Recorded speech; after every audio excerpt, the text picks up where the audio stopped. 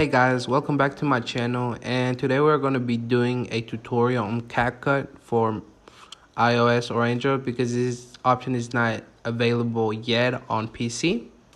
And okay, so first what you guys want to do is go into Capcut. I got a project loaded up already, and click on the timeline of your photo or video because it can be done on both. Then click on this diamond shaped icon. After clicking it, a minus sign should appear.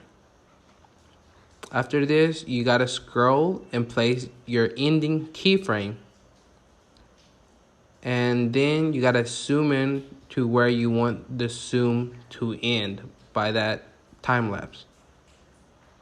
After doing this, you gotta go to the start and see what you want or what you need. And finally, click on this arrow and this option to export the quality you want it in, and you're done. See you guys next time.